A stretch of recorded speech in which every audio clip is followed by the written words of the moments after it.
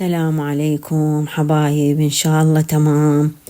اليوم أكلتنا غير، كل يتفق على حبها وبس ما يتفقون على اسمها.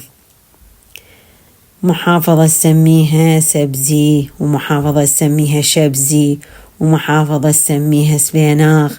طبعا احنا من جماعة السبيناغ، وكل التسميات والمحافظات على راسنا.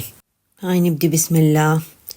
الآلة هاي مالتها تعرفوها، حلبة وكزبرة وشبنت وبصل أخضر.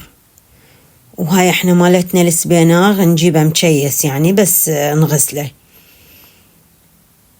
إن شاء الله واضح عندكم. وكلها هسه هاي راح أثرمها وأجهزها.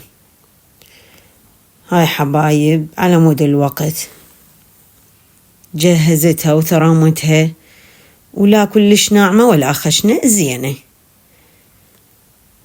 هاي هنا أنا بديت أحمس باللحم. هاي حطيت له بصل وشوية لية، دهن اللية يعطي طعم طيب للحم. هنا بدأ يعني يحمس، ضفت له شوية مي. هاي اللوبيا هم سلقتها.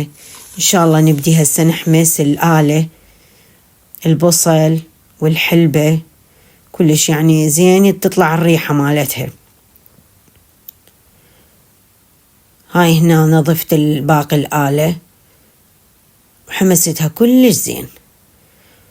وراها أضيف السبيناغ بالتدريج وأغطيه الحين ما تطلع السوائل مالته،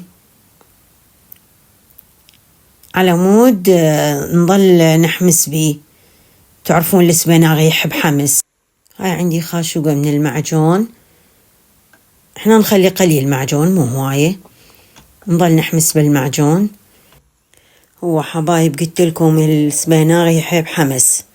هسه هنا أنا كملت، ضفت اللحم باعه مستوي، أنا أخليه مستوي، وانتو بعد براحتكم تريدون الطبخ ويا السبيناغ ترجع لكم. هاي حطيت هنا اللوبيا، أنا خبطت هنا لوبيا حمرا ولوبيا بيضة. وهنا حطيت المطحون مال نو بصرة، كلش طيب يصير وياه، إن شاء الله تجربوها. هاي خليت قليل من المي مو هواية. هنا ملحت، إن شاء الله واضح عندكم. هاي هنا حبايب نهدره. وهنا بديت أطبخ التمن. هاي حطيت هنا بصل أخضر، وهنا بزلت التمن على مود الوقت ما يصير الفيديو طويل. حطيت هنا الزيت، الدهن الحور، براحتكم انتو بعد. هاي حبايب خلصت طبختنا، وطلع السبيناغ كلش لذيذ. إن شاء الله سهمنا وسهمكم العافية، وجربوا هاي الطريقة وتعجبكم إن شاء الله. ولا تنسونا باللايكات والتعليقات، وشيروا الفيديو حبايب لأصدقائكم، وكتبوا حبايب من يا محافظة تابعوني.